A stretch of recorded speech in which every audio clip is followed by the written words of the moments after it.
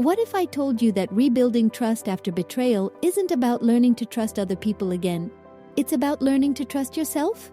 By the end of this video, you'll discover why 84% of people who've been betrayed stay stuck in cycles of suspicion and fear, and the one counterintuitive step that actually restores your ability to love freely again. It's 3:22 a.m. on a Wednesday night in Denver.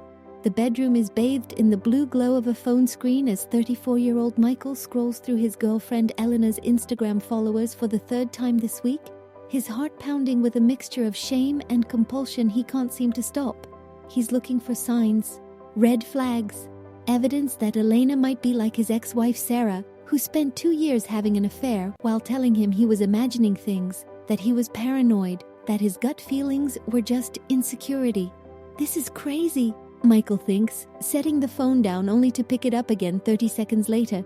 Elena isn't Sarah. Elena has never given me a reason not to trust her. So why do I feel like I'm losing my mind? 6 months ago, Michael thought he was healing. The divorce had been finalized for over a year. He'd done therapy, read books about infidelity recovery, and even felt ready to date again. Elena is everything Sarah wasn't. Transparent, consistent, emotionally available. She leaves her phone unlocked. She talks openly about her day, her friends, her past relationships. She's never given Michael a single reason to doubt her. But Michael's nervous system didn't get the memo. Every time Elena's phone buzzes, Michael's stomach drops. When she mentions a male co-worker, he finds himself asking follow-up questions disguised as casual interest but driven by suspicious terror. When she's running late or takes longer than expected to text back, his mind immediately goes to the worst-case scenario. "I'm ruining this," he whispers to the darkness, finally putting the phone face down on the nightstand. "She's going to leave me, and it won't be because she's cheating. It'll be because I can't trust her even when she's trustworthy." Michael knows, intellectually, that Elena isn't Sarah, but his body doesn't know the difference. His nervous system is stuck in a state of hypervigilance, scanning for threats that aren't there, trying to protect him from pain he's already survived. What Michael doesn't understand yet is that his real problem isn't learning to trust Elena. It's learning to trust his own ability to handle whatever life brings him. The moment of truth comes on a Thursday evening when Elena gets a text that makes Michael's entire world tilt sideways. They're cooking dinner together, laughing about something that happened at Elena's work, when her phone buzzes on the counter. The text preview shows a name Michael doesn't recognize. "Thanks for last night, you're amazing." Michael feels his blood turn to ice. The room goes quiet, except for the sound of sizzling onions in the pan and his own heartbeat thundering in his ears. Elena glances at the phone, smiles, and keeps chopping vegetables like nothing happened. "Who's Alex?" Michael asks, trying to keep his voice casual but hearing the slight tremor he can't control. "Alex? Oh, she's my co-worker. We stayed late last night working on the Morrison account." "Why?" Michael stares at Elena's face, searching for signs of deception, for the tiny tells he learned to recognize with Sarah. But Elena's expression is open, curious, completely unstudied. She said she, Michael thinks. Alex is a woman. There's nothing wrong here, so why do I still feel like I'm drowning? That night, Michael can't sleep. He lies in bed replaying the moment over and over, analyzing Elena's facial expression, her tone of voice, the exact wording of the text. Even though he knows Alex is a woman, even though Elena showed him photos of their late-night work session, even though every rational part of his brain knows there's nothing to worry about, his nervous system is still in full alarm mode. "This has to stop," he finally says out loud to his ceiling. The next day, Michael calls his therapist, Dr. Kim, for an emergency session. "I'm sabotaging my relationship," he says, settling into the familiar chair across from her. "Elena is perfect. She's everything I wanted. And I'm going to lose her because I can't stop acting like she's going to betray me." "Tell me what happened," Dr. Kim says, and Michael recounts the Alex text incident, feeling foolish as he describes his reaction to what was obviously an innocent message. "Michael," Dr. Kim says when he's finished, "what do you think your hypervigilance is trying to protect you from? From being betrayed again? From being made a fool of? Let's dig deeper. What was the worst part about Sarah's affair? The betrayal itself? Or something else?" Michael thinks for a long moment. The worst part was that I knew something was wrong for months, but I didn't trust my instincts. I kept telling myself I was being paranoid.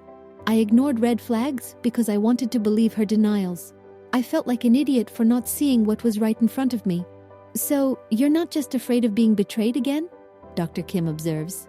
You're afraid of not being able to trust your own judgment. The words hit Michael like a physical blow. That's exactly it. I don't trust myself to know the difference between real red flags and my own paranoia. I don't trust myself to handle it if something bad happens. And as long as you don't trust yourself, how do you feel about Elena? Suspicious of everything, like I have to control every variable to feel safe. Dr. Kim leans forward slightly.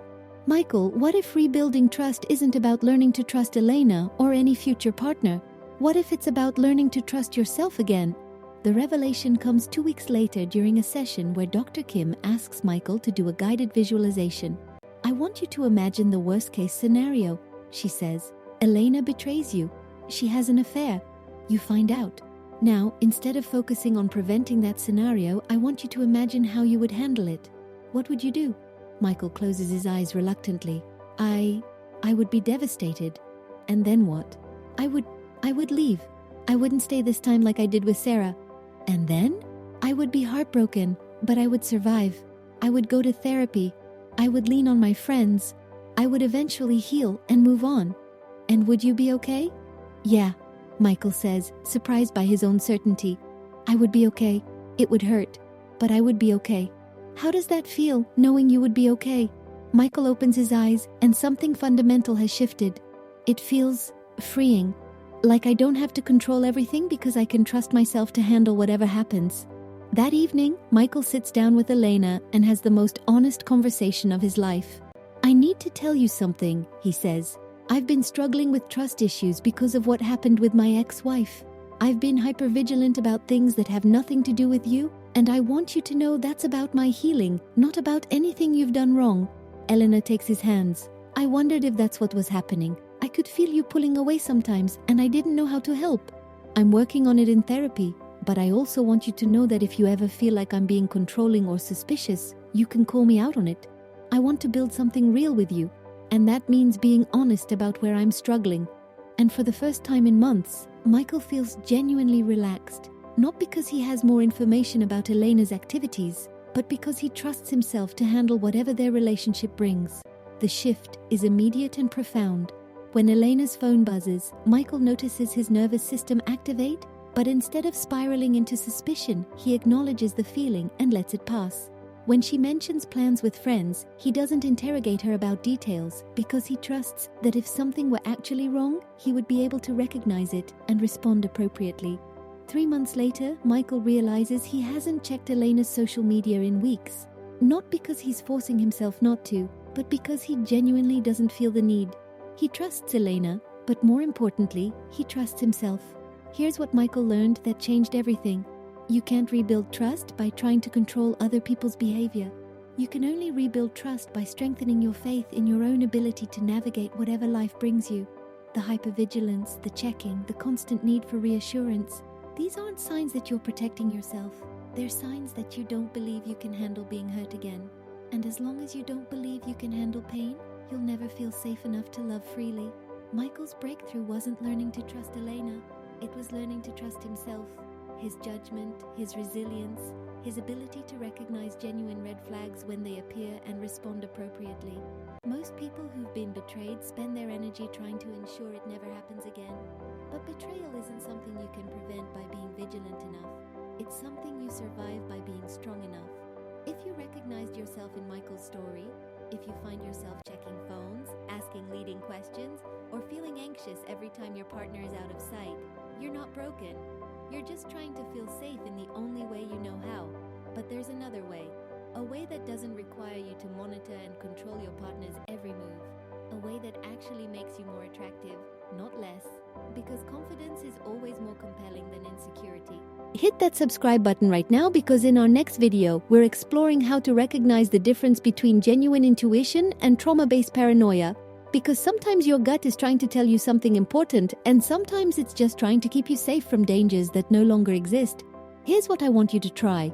The next time you feel suspicious or anxious about your partner's behavior, instead of looking for evidence to prove or disprove your fears, ask yourself this question. If my worst fear came true, how would I handle it? Sit with that question. Really imagine yourself navigating that situation with dignity and strength. Drop a comment below and tell me, what would change in your relationship if you truly believed you could handle anything? How would you show up differently if you trusted your own resilience? Remember, the goal isn't to never be hurt again. The goal is to be so grounded in your own strength and wisdom that you can love openly without needing to control the outcome. Trust isn't the absence of risk. Trust is the presence of faith, not just in other people, but in yourself. Michael learned that healing from betrayal isn't about building higher walls. It's about building a stronger foundation, a foundation of self-trust so solid that you can afford to be vulnerable again. You survived the betrayal that broke your trust. You're stronger than you think, and you're capable of loving again, not despite what you've been through, but because of who you've become because of it. Your ability to trust isn't broken. It's just waiting for you to trust yourself first.